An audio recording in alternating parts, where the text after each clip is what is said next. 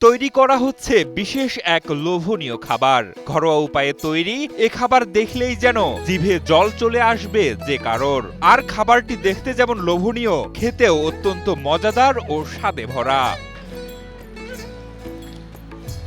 প্রথমে বাজার থেকে ভালো মানের মাংস কিনে এনে হাড় ও চর্বি বাদ দিয়ে তা কেটে টুকরো টুকরো করা হয়। এরপর তা পানিতে ধুয়ে পেঁয়াজ মরিচ সহ বিভিন্ন মশলা মাখিয়ে মেরিনেট করে সিদ্ধ করা হয়। কিছুক্ষণ পর কড়াইয়ে সরিষার তেলে ঢেলে দীর্ঘক্ষণ জাল দিয়ে তৈরি করা হয় মজাদার এই গরুর মাংসের আচার। বিভিন্ন ধরনের মশলা যেমন আদা রসুন বাটা, সরিষা বাটা এসব এবং হলুদ মরিচের গুঁড়ো, আমার কিছু সিগনেচার আইটেম আছে মশলার, সেগুলো দিয়ে মাংসটা প্রথমে আমরা মেরিনেট করে নিই। মেরিনেট করার পরে মাংসটা যখন মেরিনেট হয়ে গেল তখন আমরা মাংসটাকে উঠিয়ে দিই রান্না করার জন্য। যখন পানিটা একবারে শুকিয়ে আসে তারপরে আমরা একটা কড়াইয়ে সরিষার তেল দিয়ে বিভিন্ন ধরনের মশলা দিয়ে মাংসটাকে আমরা ভেজে ভেজে ভেজে ভেজে আচারটা তৈরি করি। জানলে অবাক হবেন, ঘরে বসে আচার বানিয়ে মাসে প্রায় 10 থেকে 12 লাখ টাকার আচার বিক্রি করে নারী উদ্যোক্তা আফসানা নীরা পেয়েছেন জয়িতা সহ বিভিন্ন সম্মাননা পুরস্কার। নিজের ব্যবহৃত মোবাইল ফোন বিক্রি করে 5,000 টাকা দিয়েই গরুর মাংসের আচার বিক্রি শুরু করেন এ নারী।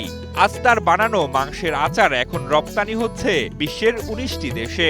এই আচারটা শুধু দেশে না, সব জেলাতে না, এটা এখন দেশের গণ্ডি ছাড়িয়ে বিশ্বের দরবারে পৌঁছে গেছে এবং বাহিরের বিভিন্ন দেশগুলোতে যেমন সৌদি আরব, মালয়েশিয়া, কাতার, USA, পোল্যান্ড এগুলোতে আমাদের এই আচারগুলো আসলে চলে গেছে। তো এখন দেশের গণ্ডি নাই, দেশের গণ্ডি ছাড়িয়ে এখন বিশ্বের দরবারে আমাদের এই গরুর মাংসের আচারটা, আমাদের এই আচারি ফুড ব্র্যান্ডটা চলে গিয়েছে।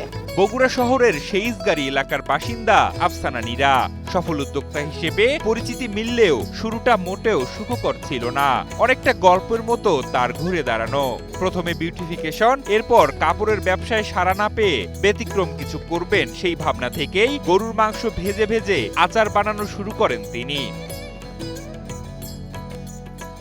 পুঁজি না থাকায় শখের স্মার্টফোন বিক্রির 4,500 টাকা নিয়ে যাত্রা শুরু করেন আফসানা।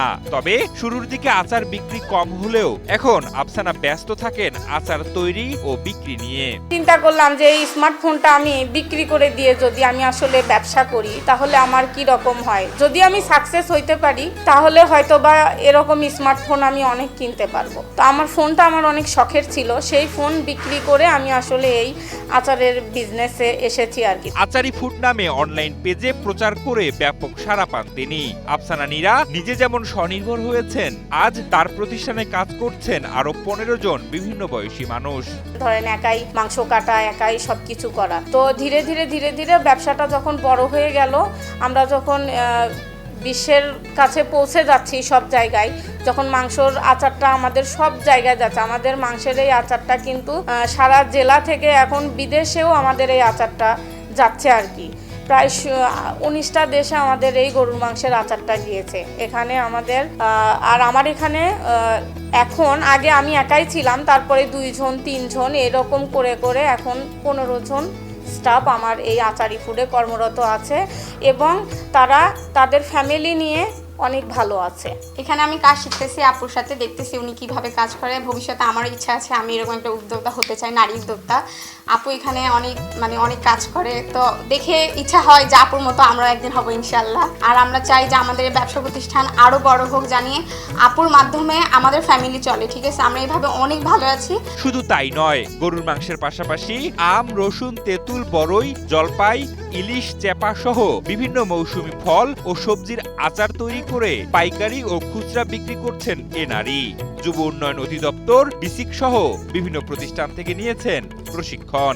আমাদের যে উৎপাদিত খামারিদের যে নিরাপদ মাংস, সেই নিরাপদ মাংসকে প্রসেস করে বাংলাদেশ সহ কয়েকটি দেশে সে রপ্তানি করতেছে এবং এই রপ্তানির মাধ্যমে আরও অনেকগুলো নারীর যেমন কর্মসংস্থান সৃষ্টি করেছে, সাথে সাথে এই বাংলাদেশের প্রাণী সম্পদ শিল্পকে রপ্তানিমুখী করার পিছনে তার একটি বিশেষ অবদান রয়েছে। আমরা প্রাণী সম্পদ বিভাগ এইরকম তরুণ নারী উদ্যোক্তাদের সবসময় পাশে থেকেছি।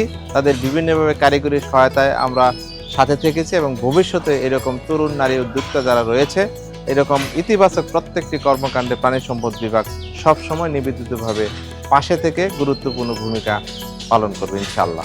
সম্প্রতি বগুড়ায় সেমিনারে মৎস্য ও প্রাণী সম্পদ প্রতিমন্ত্রী সুলতান সালাউদ্দিন টুকু প্রশংসা করেছেন এই নারী উদ্যোক্তার।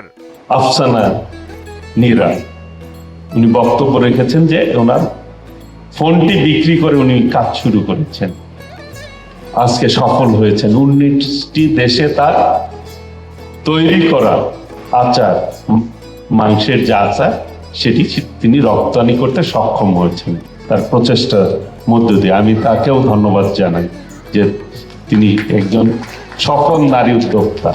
সততা, নিষ্ঠা ও আন্তরিক প্রচেষ্টার মাধ্যমে সফল হয়েছেন বগুড়ার নারী উদ্যোক্তা আফসানা নীরা। তিনি দেখিয়েছেন ইচ্ছে থাকলে কম পুঁজি নিয়েও কিভাবে সফল হওয়া যায়।